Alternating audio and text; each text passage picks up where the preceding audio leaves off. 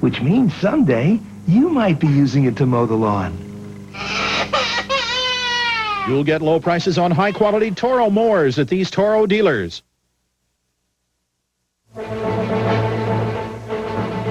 Protests against trade breaks for China. A new Soviet economic plan with danger for Gorbachev. And more stones and tear gas in Israel.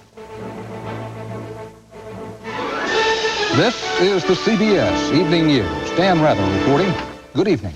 President Bush apparently has made his decision on China. CBS News has been told that Mr. Bush will likely recommend to Congress tomorrow what China's old-line, hard-line communist leaders want, that is, renewal of China's most favored nation trade status for another year. The decision, close to the anniversary of the Tiananmen Square massacre, has already set off some protests. White House correspondent Wyatt Andrews has our report. The president's decision to keep China as a most favored trading partner amounts to a conclusion that business ties to China are more important than the need to punish its leaders for the massacre at Tiananmen.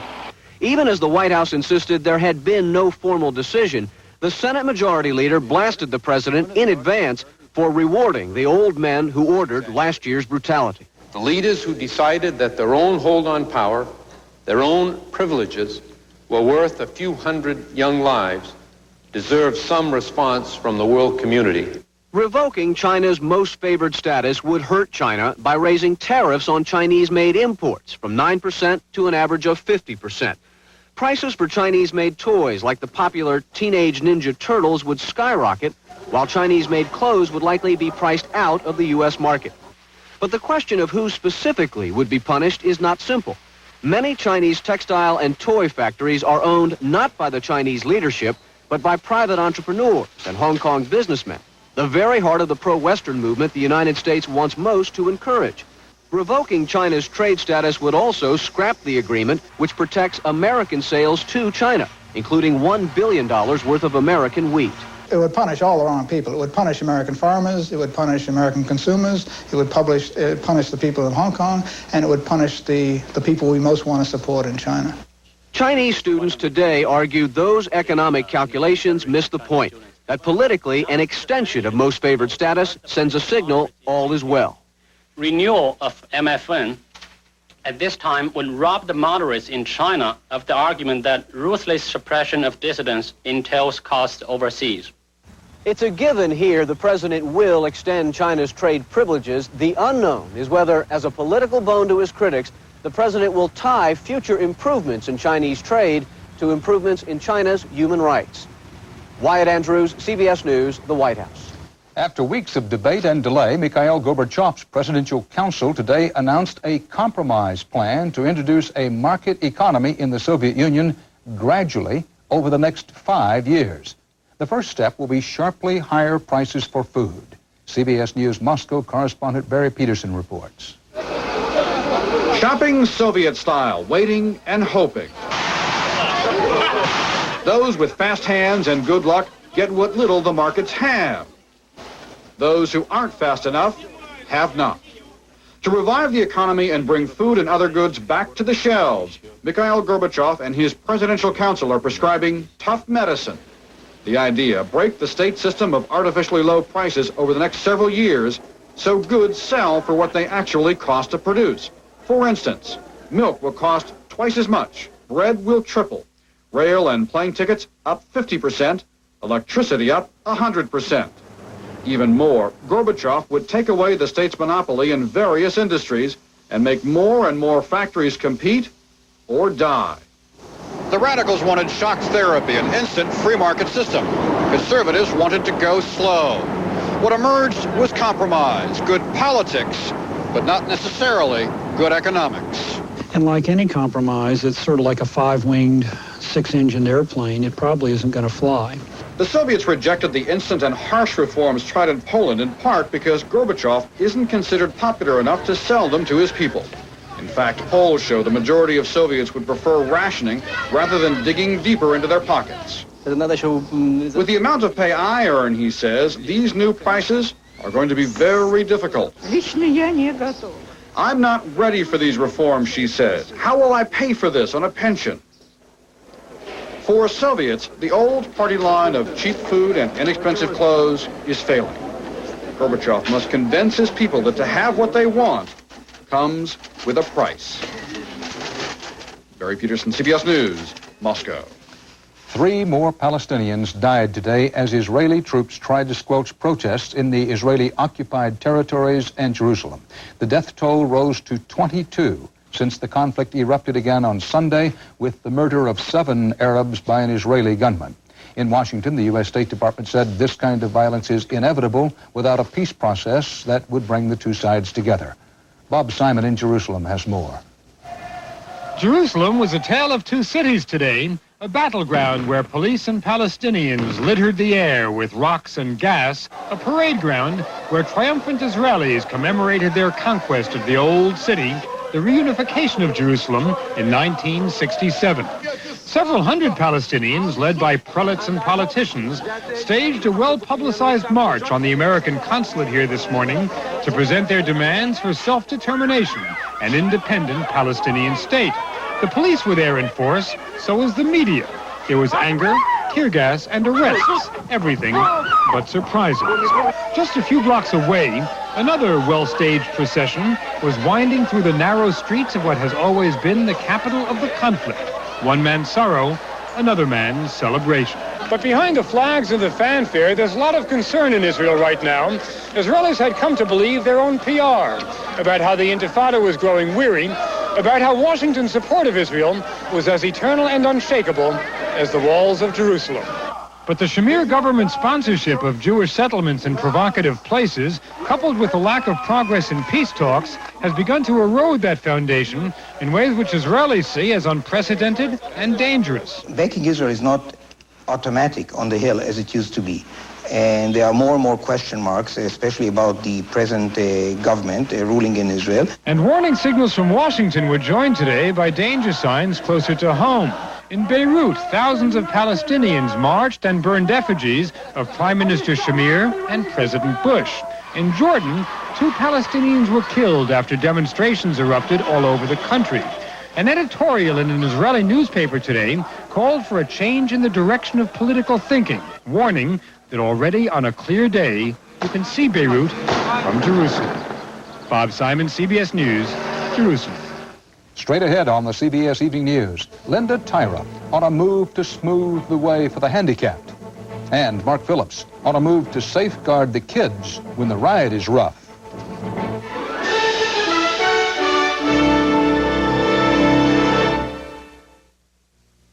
How do orange juice, tomato juice, and grapefruit juice measure up to prune juice? You get more of 7 important vitamins and minerals in a glass of great-tasting Sunsweet prune juice. Sunsweet. Here's to your health. To get rid of her gray, my wife can spend 40 minutes. But I discovered the 5-minute hair coloring. The revolutionary discovery called Just for Men from the leader in men's hair coloring. Simply apply Just for Men and in 5 minutes shampoo out. Gray is blended away. The look of my natural color is back in 5 minutes. That was me, and it won't fade or wash out. My hair takes forever, but you look great in just 5 minutes. The look of your natural color in just 5 minutes with Just for Men. Ever find this in your freezer? What is it? How long's it been there? It won't confess. I'm a chicken from last May. That's why I love the new Right On Labels on Ziploc freezer bags. If I want a mystery, I'll read Sherlock Holmes. Put your trust in a Ziploc bag. This guy tells me he had a GM car 5 years ago, and he knows all about GM, right? Well, I tell him wrong. GM cars have a whole new standard of dependability and trouble-free performance. Everything has changed around here. Quality is getting better and better. We're putting quality on the road today.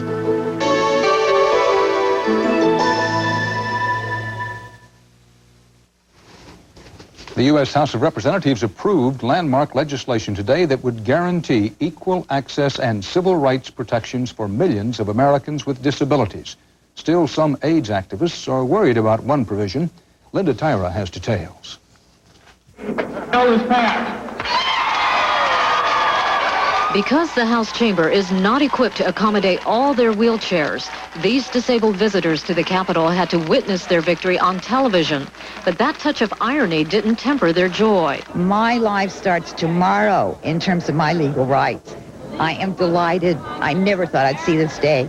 The bill, passed by an overwhelming vote of 403 to 20, extends for the first time specific federal protections to the 43 million Americans with mental and physical disabilities. It was not just 43 million Americans who won today.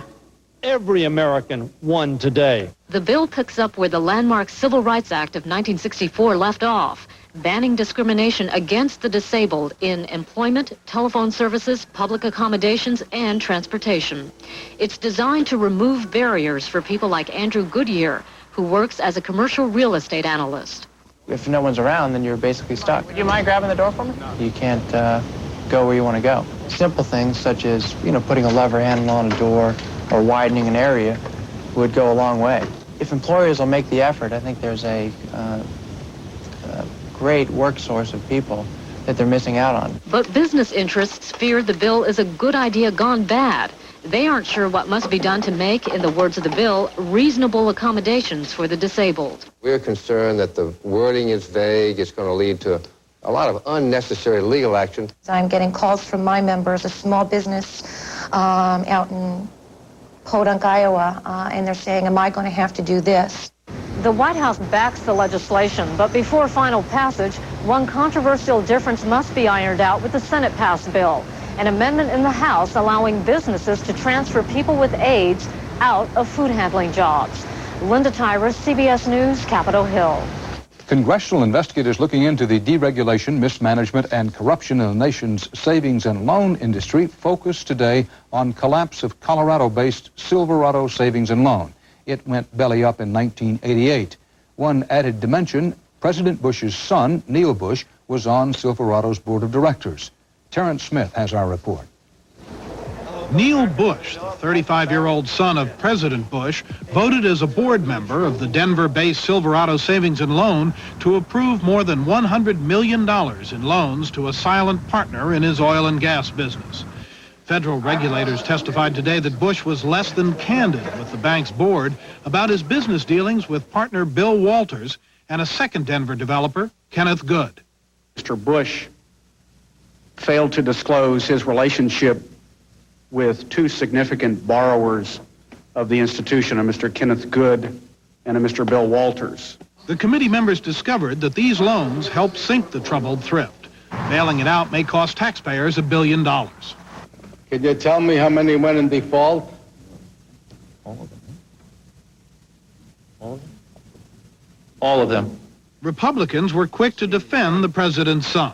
It's conceivable that mischievous people with mischievous motives might have wanted to use the son of the then vice president, but I frankly find it inconceivable that Neil Bush wittingly did anything wrong. Bush himself has insisted all along that he did nothing wrong and that he never asked his father to intercede with bank regulators on his behalf. Tomorrow, he'll appear before the committee and have a chance to give his version of what happened at Silverado. Terrence Smith, CBS News, Washington. Third round of what's called the Budget Summit today. Again, no one wanted to be first to suggest higher taxes or cutting programs for the old or the poor to do something about the national debt. President Bush continues declining to take a stand on this. Negotiators for Mr. Bush and Congress spent the session talking about how bad the budget deficit is.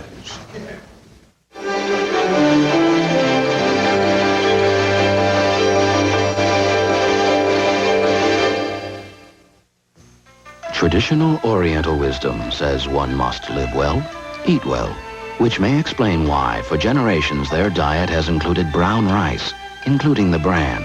Kellogg's now brings this ancient yet new idea to the American breakfast in Kenmai Rice Bran.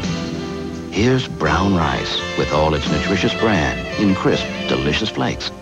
Kenmai Rice Bran from Kellogg's, born in the tradition of lifelong health. Live well, eat well. A original heavy-duty Easy-Off oven cleaner dissolves that burnt-on grease off the grill. Just sponge and rinse, because the cleaner the grill, the better the cookout. Make it easy on yourself. With Easy-Off. Years ago, I switched from aspirin to Tylenol because aspirin sometimes upset my stomach. But today, I'm switching again, from Tylenol to Advil. You see, there were times when extra-strength Tylenol didn't get rid of all my tough headache pain. That's why I tried Advil. And you know, I find that 2 Advil relieve my really bad headaches better than 2 extra-strength Tylenol. For me, Advil just works better, and it's gentler to my stomach than aspirin. I like that. Advil, advanced medicine for pain. Heard why I call my Polident the Big Clean? It fights stench or odor in a big way. You betcha. With a minty mouthwash ingredient. But Polident's bigger than that. It also does a big job on stains and ugly tartar. Trust the big mouth. Get super strength Polident, the Big Clean. Federal air safety officials finally came up with proposals today to start protecting the only airline passengers not currently required to use safety restraints: young children. Mark Phillips reports on babies, flying, and the price of safety. The new NTSB recommendation was spurred by the crash of United Flight 232 in Sioux City, Iowa last summer. Of 5 unrestrained babies on board, 2 died. In January's Avianca crash on Long Island, 7 babies were thrown around the cabin. 1 died, the other 6 were seriously hurt. The babies on these flights, in fact on all flights, were not strapped in. Babies under 2 merely have to be held in someone's lap. The FAA doesn't allow anything in the cabin to be unrestrained except children under 2. Today, the NTSB recommended that all children under 40 pounds in weight or 40 inches in height use child seats on planes. Holding children in a crash doesn't work, as this film shows. That's exactly what happened to little Sabrina Michelson in Sioux City. And on impact, she was just wrenched completely from my arms, and I didn't know where she was, sucked out the window or in debris or what. She was in the plane. When someone heard her cry, Sabrina was pulled out of the wreckage. Placing children on the floor, as some airlines recommend, doesn't work either. Any chance of survival comes from using car seats strapped into airline seats. I don't think that the economic cost for protecting an infant's life is too much to ask. Everybody, the NTSB, the airlines, the traveling public, they're all agreed that the child restraint seats are a good idea, although the FAA has stopped short of making them a requirement. The question is, who's going to pay for the extra airline seat that'll be needed to strap the child seat into? It is likely, based on the past records, that you will see the airlines offering certain fare reductions for young children. Reductions, but not a free ride. With 2 children, a husband and wife, it gets expensive to have to pay for that many tickets. On the other hand, safety, you can't put a price on. Today, the NTSB did put a price on safety, the price of a ticket. The FAA is now under pressure to make it law. Mark Phillips, CBS News, Washington. Steel girders at a construction site on the Ohio State University campus in Columbus, Ohio, collapsed today, killing 3 workers, injuring 1. The building under construction is to house a state-run centralized computer system. No word on what may have caused the girders in Ohio to give way.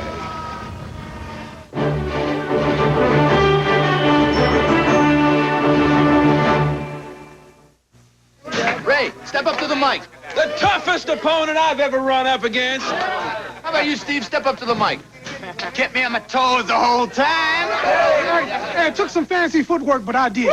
They cured their athlete's foot by stepping up to the mic. Micotin. Only Micotin cures athlete's foot with miconazole. See how it cures while it cools? Nothing's more effective. So step up to the mic. Winning feels great, right down to my toes. Step up to the cure. Step up to the mic. Micotin. Most credit cards advance you cash, but then immediately take interest back and keep on taking it. But now you can get cash interest-free with your Discover card. Just pay your balance every month, and for a small transaction fee, we'll give you the cash interest-free. So take it from us, instead of giving it to them. It pays to Discover. A good way to lower your cholesterol is to eat more fiber as part of a low-fat, low-cholesterol diet. And one of the best sources of fiber is prunes. Prunes, the high-fiber fruit. Polyshades by Minwax. It's a stroke of genius. Polyshades is rich stain and polyurethane protection in one. Polyshades gives wood a beautiful protective finish in half the time. Polyshades by Minwax.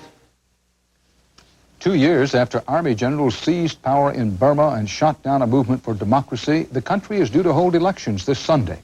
Still, there is little hope for change. In Washington, the House of Representatives is urging President Bush not to expand U.S. aid for anti-drug programs in Burma because of the government's corruption and human rights abuses. Bill Whitaker has a report from Rangoon.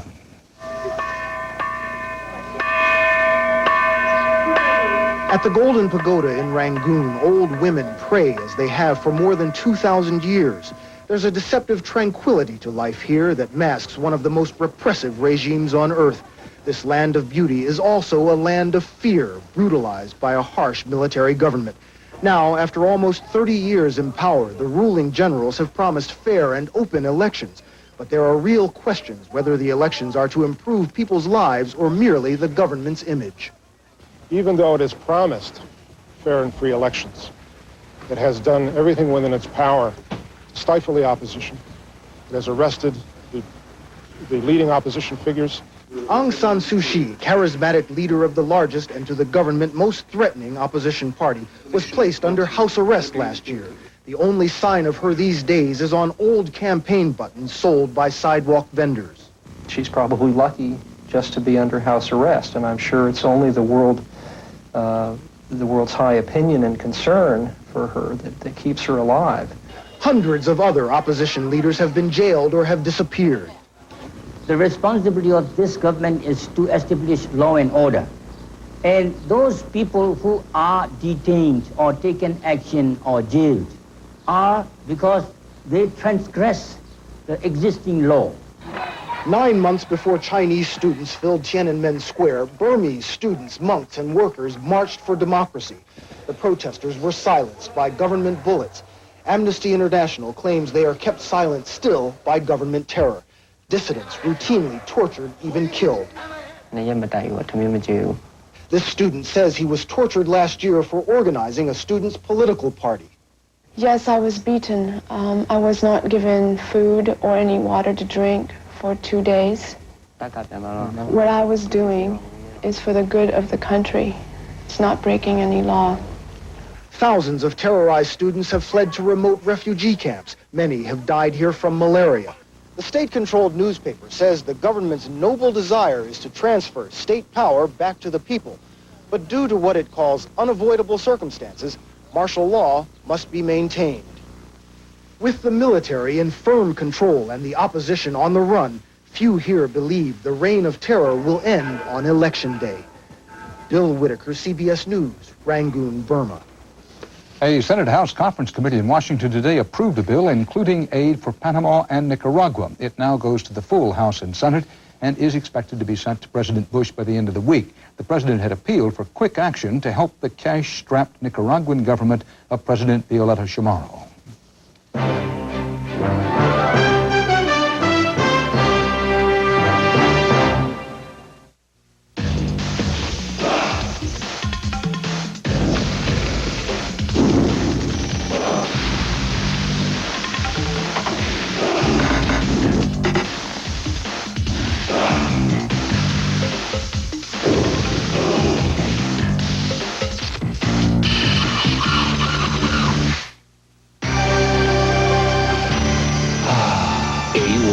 It's how steak is done.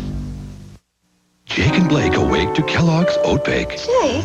Yes, Angel Cake? Why is it milk you forsake when you partake of oat bake? I love Oat Bake straight. Does that aggravate? No, my little potentate. May I demonstrate? Well, considerate.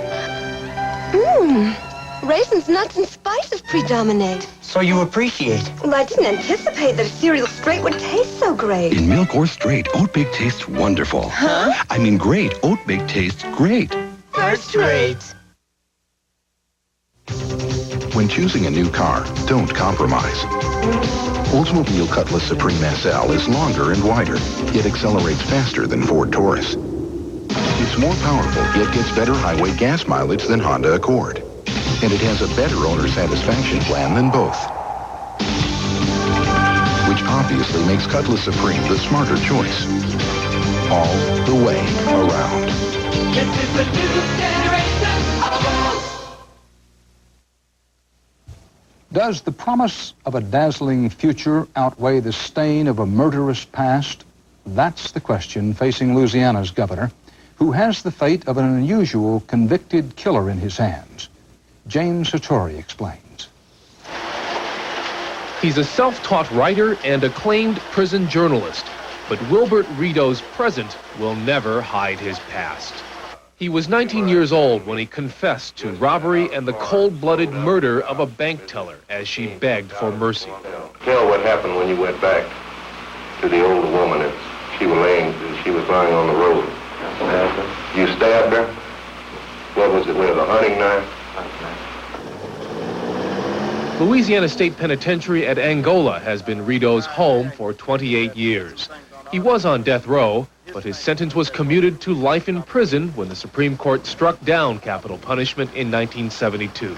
What I did was awful, and I tried to make up. I can't give back life. I wish I could. What Rito has given back is a powerful voice for prison reform.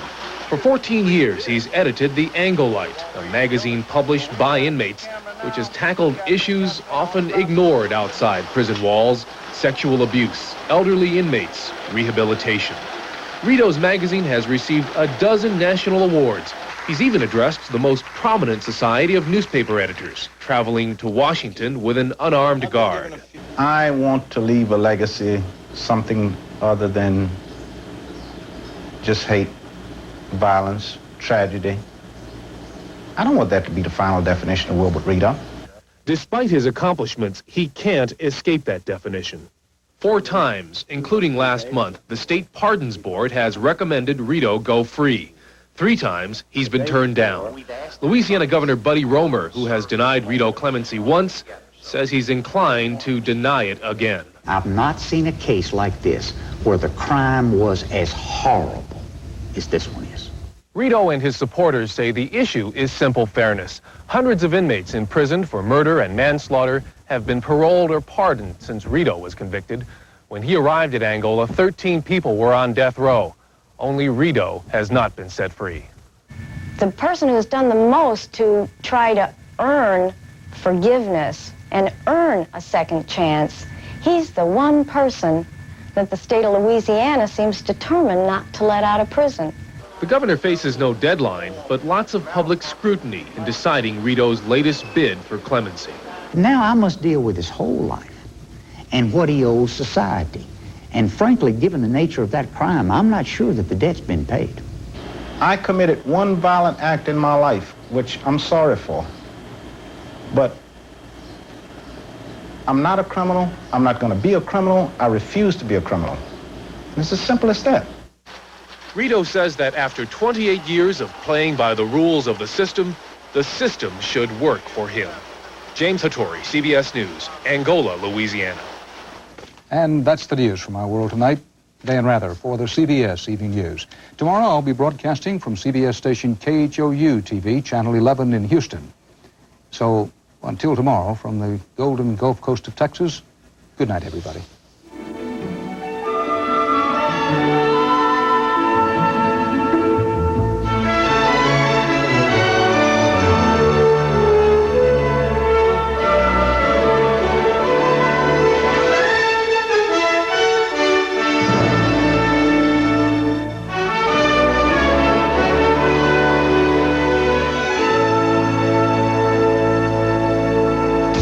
Smith. And I'm Paula Zahn. Tomorrow, Morgan Fairchild tells us about her new television movie. And later this week, Mel Gibson and Goldie Hawn on CBS This Morning. This is